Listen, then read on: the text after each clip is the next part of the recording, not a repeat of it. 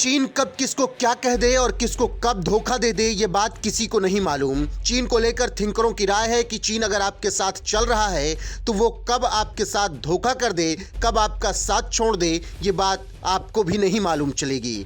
क्योंकि धोखा देना, मक्कारी करना, झूठ बोलना चीन के डीएनए में है। चीन तब तक आपके साथ रहने का नाटक करेगा जब तक उसे लगेगा कि आपसे उसको फायदा है।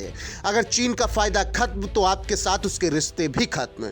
नेपाल बहुत ज्यादा चीन की दोस्ती से फूले नहीं समा रहा था कि अचानक पुष्प कुमार दहल को इतना बड़ा झटका लगा कि उनके होश फाख्ता हो गए और नेपाल की जनता की बोलती बंद हो गई और राजनीतिक पार्टियां बयान देने से बच रही हैं। नेपाल में चीन के belt and road initiative BRI को लेकर विवाद खड़ा हो गया है, क्योंकि काठमांडू में चीनी दूतावास ने घोषणा की है कि पोखरा अंतर्राष्ट्रीय हवाई अड्डा चीन नेपाल बीआरआई सहयोग की प्रमुख परियोजना है। हवाई अड्डे को बीआरआई से जोड़ते हुए चीनी दूतावास द्वारा की गई घोषणा से बड़ा विवाद खड़ा हो गया है। जानकारी देते चलें कि हवाई अड्डे का निर्माण चीनी ऋण पर किया गया था, जिसका उद्घाटन प्रधानमंत्री पुष्प कमल दहल प्रचंड ने किया था और यह खबर हमने आपको बताई भी थी कि कैसे प्रचंड चीनी दोस्ती पर इठला रहे हैं। लेकिन उद्घाटन के दिन दूतावास द्वारा अचानक की गई घोषणा ने काठमांडू में विवाद खड़ा कर दिया और प्रचंड की खुशी काफूर हो गई। यहां पर खबर पर आगे बढ़े उससे पहले एक जानकारी साझा करते चलें कि दुनिया की सबसे खतरनाक और विवादित परियोजना है बीआरआई,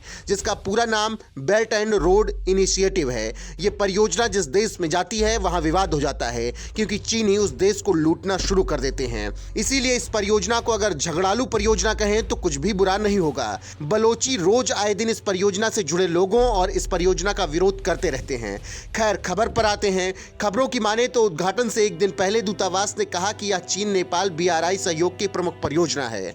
नेपाली सरकार और नेपाली लोगों को हार्दिक बधाई। उद्घाटन के दिन चार्ज डी अफेयर्स वांग शिन ने कहा कि 2023 राष्ट्रपति शी जिनपिंग के बीआरआई पहल के प्रस्ताव की 10वीं वर्षगांठ है। दोनों राष्ट्रीय अध्यक्षों के मार्गदर्शन में हम संयुक्त रूप से trans Himalayan multi dimensional connectivity network का निर्माण करेंगे और बीआरआई सहयोग को फलदायी परिणाम देंगे।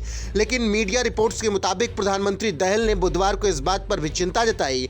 यह मुद्दा अब क्यों और कैसे सामने आया? नेपाल नागरिक उड्डयन प्राधिकरण के महानिदेशक प्रदीप अधिकारी की माने तो दहल ने इस पर चिंता व्यक्त की कि पोखरा हवाई अड्डा बीआरआई से संबंधित है या नहीं, और दूतावास द्वारा किए गए बयान पर भी हैरानी जताई। तो हम एक बार फिर से आपको जानकारी देते चलें कि नेपाल के झीलों के शहर पोखरा में परियोजना के उद्घाटन से पहले भाषण के दौरान प्रधानमंत्री ने बीआरआई के तहत परियोजना के निर्माण का जिक्र नहीं किया था।